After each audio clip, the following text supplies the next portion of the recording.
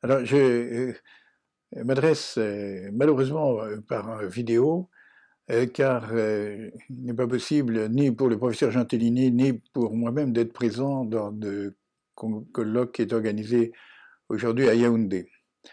J'en suis d'autant plus désolé que j'ai pour l'UIA une affection toute particulière. J'ai été membre de l'UIA depuis près de 35 ans, bon, et j'ai même été directeur financier de l'UIA dans les années 90. Je voudrais saluer l'initiative de l'UIA pour organiser en Afrique un colloque sur la question des médicaments et plus particulièrement pour évoquer le problème posé par la distribution de faux médicaments et le danger que cela représente pour la santé publique. Et puis je voudrais également dire, en ma qualité de secrétaire général de la Conférence internationale des barreaux de tradition juridique commune, qui rassemble les avocats de l'espace francophone, combien je regrette de n'être pas à Yaoundé, puisque au mois de décembre dernier, nous avions organisé le congrès de la CIB à Yaoundé, au mois de décembre, et il y avait plus de 1200 avocats participants, avec représentant 24 pays du monde, venant par conséquent du monde entier. Yaoundé était devenue une place de la francophonie et une place internationale. Alors je regrette par conséquent de n'être pas présent en cette double qualité. Et je voudrais surtout insister sur le fait que je me réjouis de voir que les juristes, avocats et juristes d'entreprise, et puis également les politiques prennent conscience d'un danger qui menace la santé publique, c'est-à-dire les faux médicaments.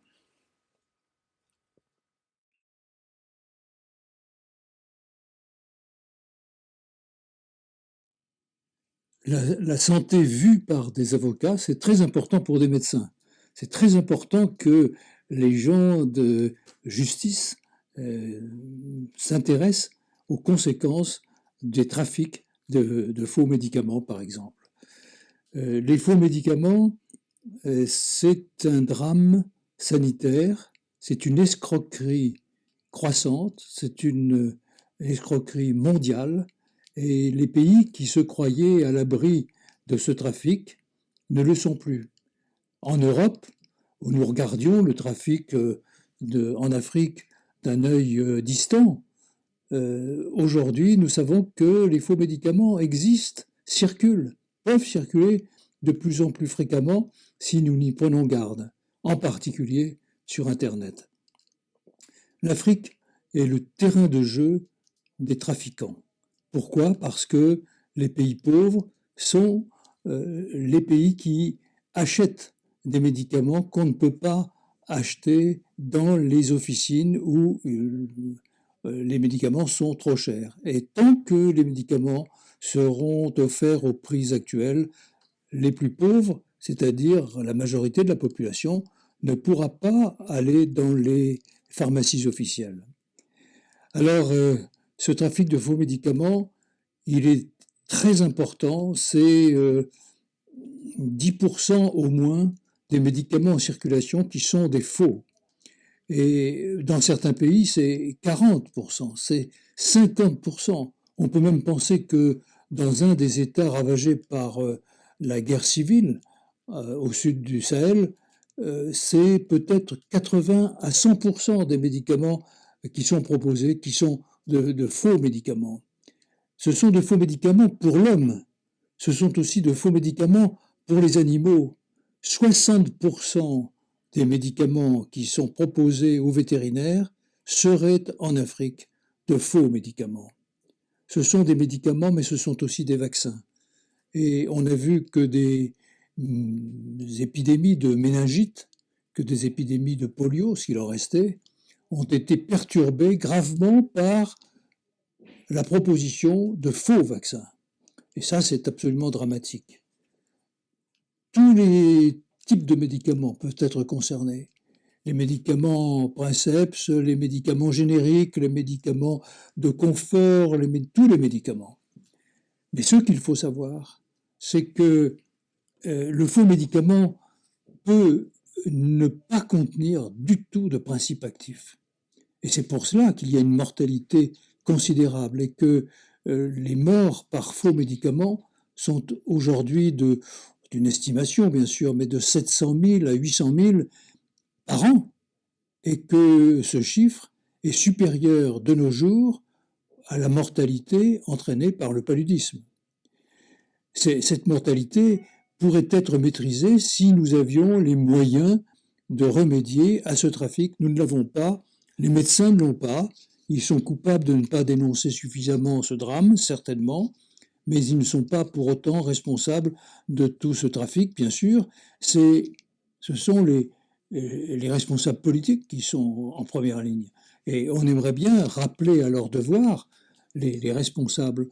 Les chefs d'État ont été rappelés à leur devoir en 2009 par l'appel de Cotonou qu'a lancé Jacques Chirac contre ce trafic de faux médicaments, dès 2009. Depuis, il ne s'est pas passé grand-chose dans la reprise en main de ces médicaments en circulation.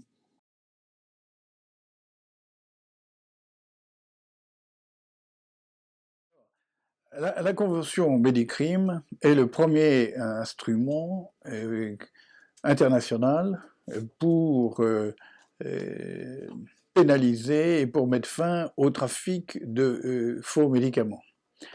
Cette convention Médicrime est aujourd'hui le dispositif central sur lequel les juristes doivent travailler pour pénaliser, mettre en place des politiques répressives, mais également mettre en place des politiques de santé publique afin de faire en sorte que l'organisation de la distribution du médicament permette d'identifier le bon médicament du médicament contrefait, permette également de mettre fin au commerce du médicament dans les rues, indépendamment du réseau pharmaceutique. Par conséquent, la Convention Médicrime, c'est la base sur laquelle nous devons travailler pour pouvoir mettre en place un ensemble réglementaire pour faire en sorte que le bon médicament chasse le mauvais médicament. Il y a par conséquent des dispositions à caractère pénal qui doivent être prises pour juste réprimer la fraude. Mais il doit y avoir également des dispositions à caractère civil et toute une réglementation pour faire en sorte que la distribution du médicament puisse être garantie dans les meilleures conditions. Et c'est en fait un des enjeux du colloque d'aujourd'hui, dans la mesure où ce travail, c'est le travail des juristes. Travail des juristes dans la mesure où il faut, d'une part, mettre en place une répression et l'organisation d'un droit pénal bien adapté à ce trafic, et d'autre part, mettre en place une réglementation permettant d'assurer la traçabilité du bon médicament, la garantie de la bonne distribution du médicament, et par conséquent de créer un système de distribution qui soit exempt de toute possibilité de fraude.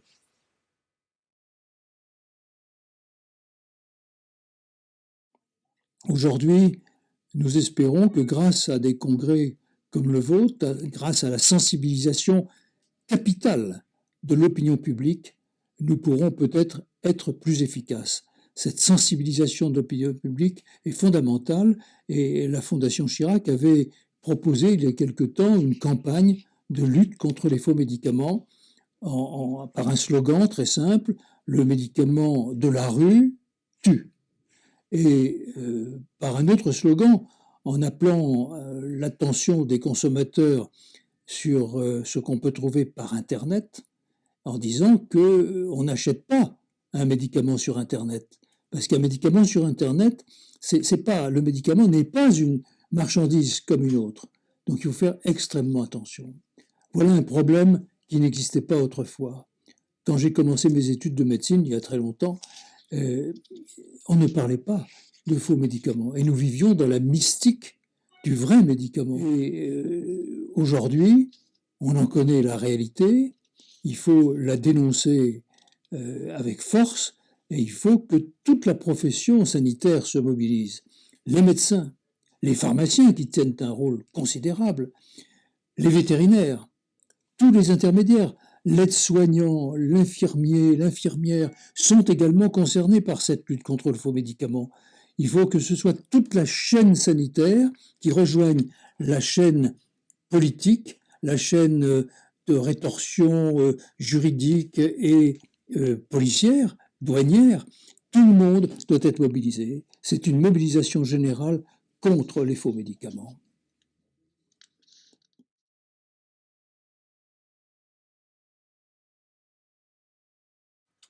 Je voudrais me réjouir de cette manifestation qui montre la sensibilisation des États, des juristes, à à la mise en place d'un système organisé de distribution du médicament.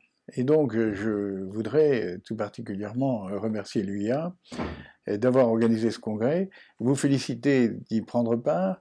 Et puis, au fond, aujourd'hui, les avocats sont un peu les sentinelles de la vie civile. C'est à eux qui revient de veiller à ce que les principes d'une sécurité juridique soient appliqués dans les pays et par conséquent, il est indispensable que les avocats puissent s'investir dans tout ce domaine nouveau qui est le domaine de la santé publique et pour qu'ils puissent que nous puissions disposer d'une réglementation et d'une adaptation des systèmes de santé à la mesure des exigences du monde moderne.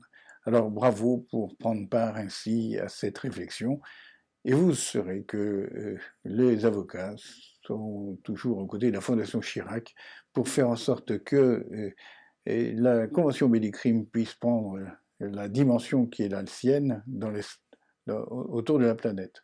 J'attire votre attention sur le fait que la Convention Médicrime est une convention du Conseil de l'Europe et qu'elle a été ratifiée par des pays qui ne sont pas membres du Conseil de l'Europe.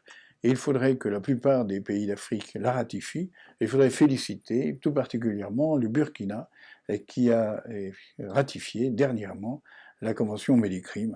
Alors, de nombreux pays africains doivent encore ratifier cette convention. Par conséquent, je dis aux avocats, bien, n'hésitez pas d'intervenir auprès de vos élus pour que la Convention Médicrime soit ratifiée et pour que les instruments juridiques viennent favoriser une bonne santé publique.